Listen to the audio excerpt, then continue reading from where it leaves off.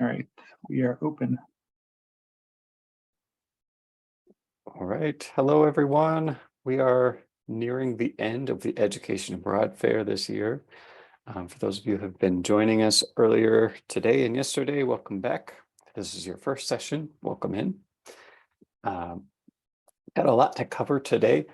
If you have any questions, please drop them in the Q&A box down at the bottom of your screen, and my colleague Derek will be happy to answer them, or we can read them out live and answer them for everyone. I'm going to get us started by reading the CSU Land Acknowledgement. Colorado State University acknowledges with respect that the land we are on today is the traditional and ancestral homelands of the Arapaho, Cheyenne, and Ute nations and peoples. This was also a site of trade, gathering, and healing for numerous other native tribes. We recognize the indigenous peoples as original stewards of this land and all the relatives within it. As these words of acknowledgement are spoken and heard, the ties these nations have to their traditional homelands are renewed and reaffirmed. CSU is founded as a land-grant institution, and we accept that our mission must encompass access to education and inclusion. And significantly, that our founding came at a dire cost to Native nations and peoples whose land this university was built upon. This acknowledgement is the education and inclusion we must practice in recognizing our institutional history, responsibility, and commitment.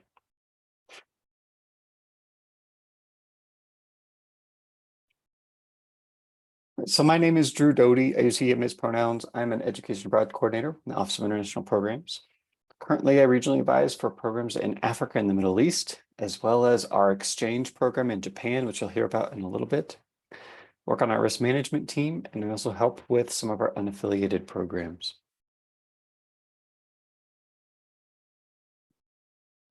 I'd like to get us going with a little bit of myth busting around education abroad. If you've joined previous sessions, you probably heard this already, but for those who haven't,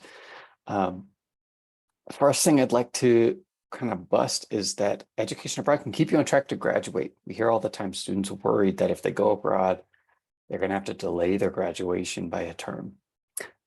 With good planning, not only will Ed Abroad enhance your degree, help you graduate on time, but in some cases, it may even help you graduate early. Secondly, there's a myth that going abroad is going to be too expensive or more expensive than a term here at CSU.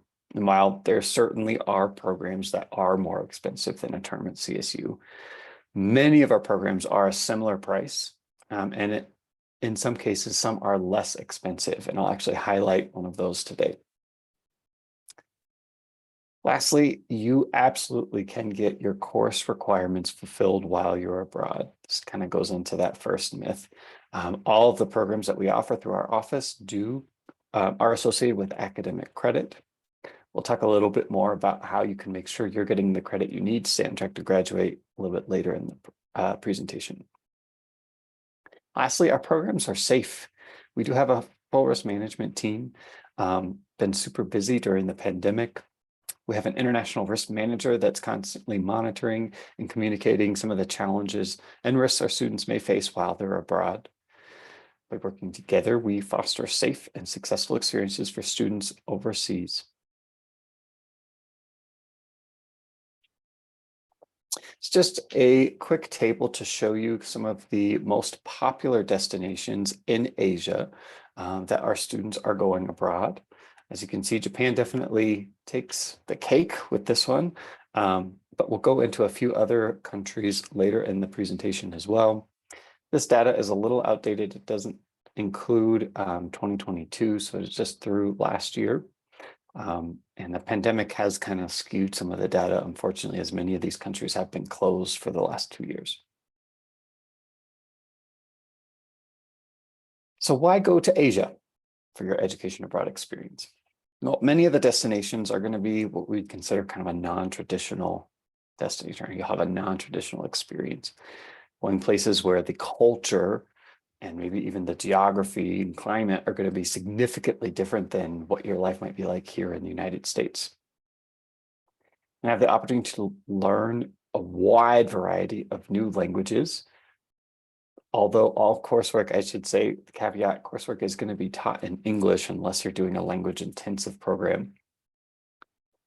It's a pretty large variety of ethnic diversity in Asia. We have some of the more affordable programs in the world exist in this region.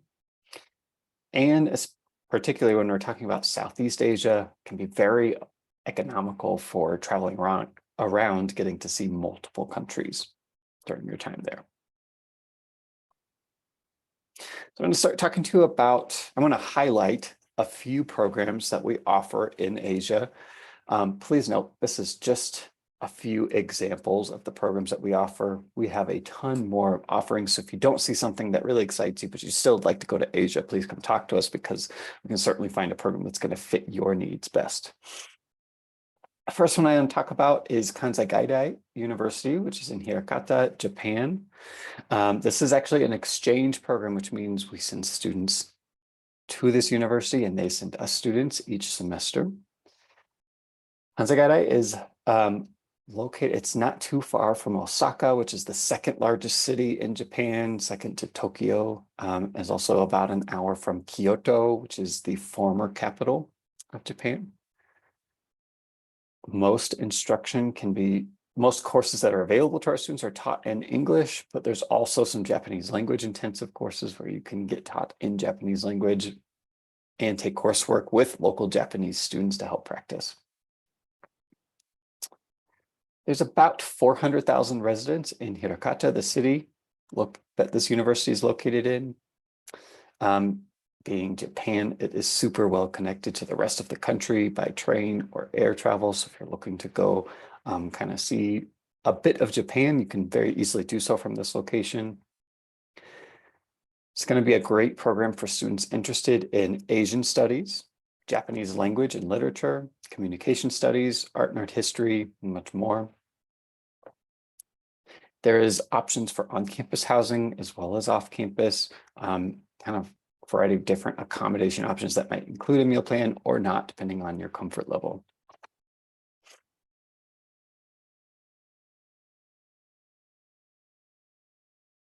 Next, I want to talk about, really, this is kind of two programs in one that we're talking about through our affiliate partner, the Education Abroad Network. You may see it on our website as TEAN, T-E-A-N. This is in Tokyo, Japan. Tokyo, again, the largest city in Japan, also the capital, home to the Imperial Palace, as well as several other major cultural sites. If you're interested in studying for a semester in Tokyo, this program is based at the J.F. Oberlin University in Tokyo's Machida suburb. This is one of the more affordable areas of Tokyo to live. The program itself comes with several engaging cultural activities, excursions, even overnight trips around the country. It's going to be a great fit for students interested in global studies, international relations, Japanese language, and East Asian studies.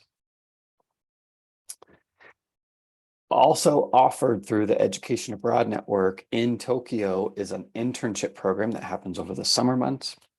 The internship is, there's placements in a variety of different disciplines, including engineering, communications, art and art history, psychology, and more. The Education Abroad Network is actually the largest provider that we work with in the world. Highlighting this program because Tokyo is one of the more popular destinations, I think, in Asia. Next, I want to talk to you about cinema, culture, and history in South Korea. This is a short-term program that happens over the summer. This is a CSU faculty-led program, which means there's no transfer credits involved. You take a CSU course and you're going to go abroad with a CSU professor.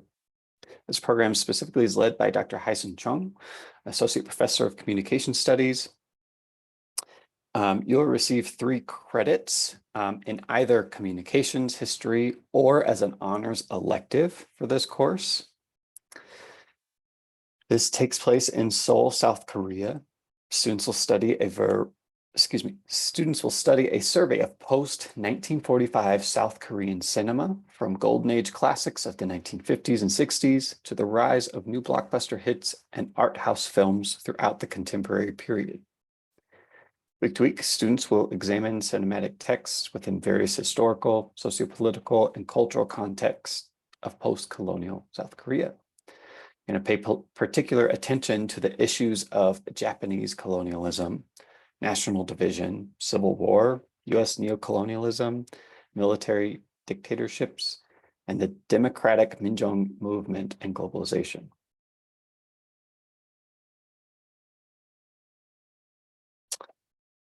Next program I'd like to highlight is through an affiliate provider, USAC. This one takes place in Chiang Mai, Thailand. Chiang Mai is known as the Rose of the North in Thailand, and it's located on the Ping River in northern Thailand. The city itself is over 700 years old, surrounded by high mountain ranges, and is one of the most scenic areas in the country. Unlike most of Thailand, the climate in the north, especially around Chiang Mai, can be a little bit cooler with rain and mist, although it does still have the tropical rain and heat and humidity. It's a city of cultural trading, economic prominence for hundreds of years. Chiang Mai is host to many historical and cultural landmarks. This program is ideal for students who are interested in economics, philosophy, politics, religion, culture, the language of Thailand, as well as other Southeast Asian countries. And this is one of those programs where actually for a semester abroad in Thailand, you're going to spend less than you would here for a semester on campus.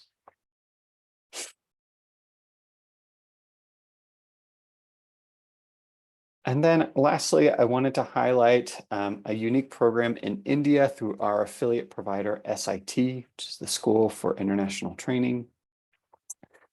This program in India is based in New Delhi, which is the nation's capital and hub for policymakers and global health organizations. SIT is unique in that it is almost entirely field-based learning, although you will spend some classroom time learning the Hindi language. You will spend, the theme of this particular program is public health, gender, and community action. So you're going to spend quite a bit of time learning about the 5,000-year-old indigenous medicine system called Ayurveda and yoga in India.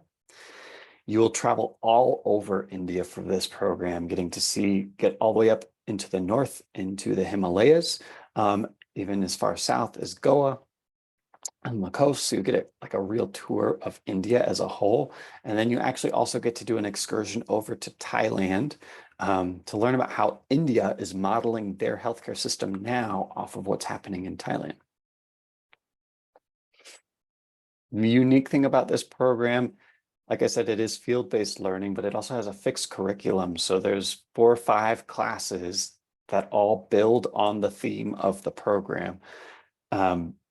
And the way you should think about it is not like taking 4 or 5 classes here on campus at CSU, but rather while you're going to come home with 4 or 5 classes on your transcript, really all of those are going to be one big experience that you have in country.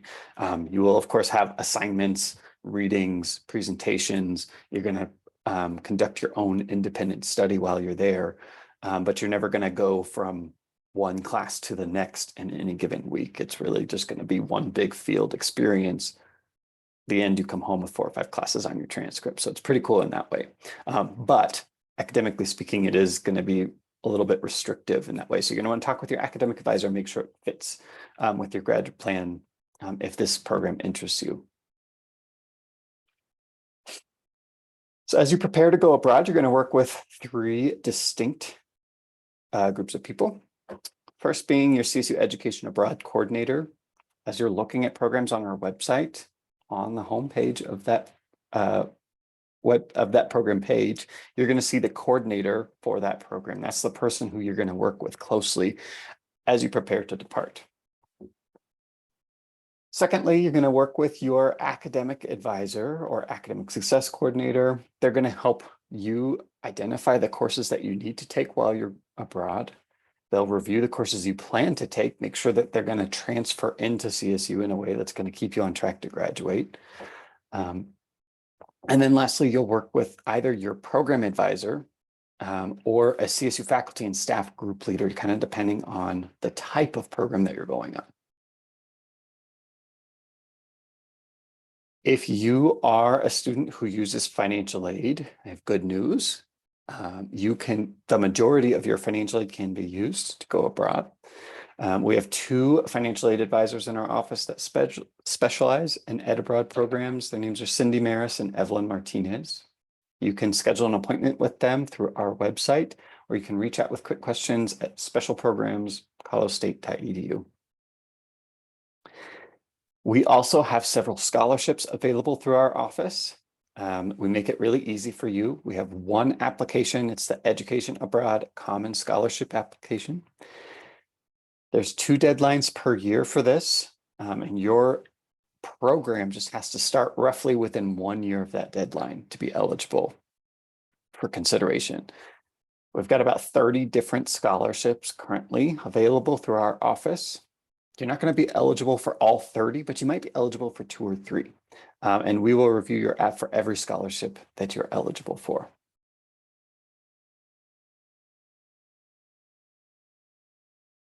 We also have about 7 peer advisors that work in our office. These are students who have recently been abroad. They were so excited and motivated by the experience that they had that they decided to come work for us when they got back. These peer advisors offer open advising times for you to come learn and hear from another student your age what the experience was like. They can also kind of help guide you in finding a program. They can answer general questions or help get you connected with the right Ed Abroad coordinator for more detailed questions.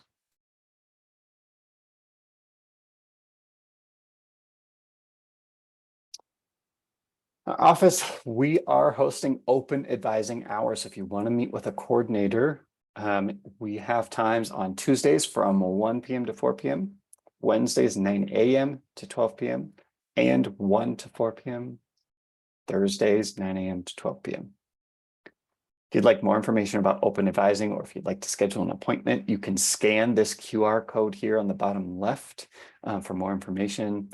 Open advising is offered both virtually and in person. If you'd like to come in person, our office is in Laurel Hall, which is on the northeast side of the Oval. All right. And if you are ready to begin your journey for going abroad, you can scan this code. It's going to bring you to our Start Here page on the website where there are step-by-step instructions for getting started. Thank you all for joining today. Derek, are there any questions in the Q&A box? Not currently. We do have some attendees, so we can pause for a moment if there are any questions. Yeah, no problem.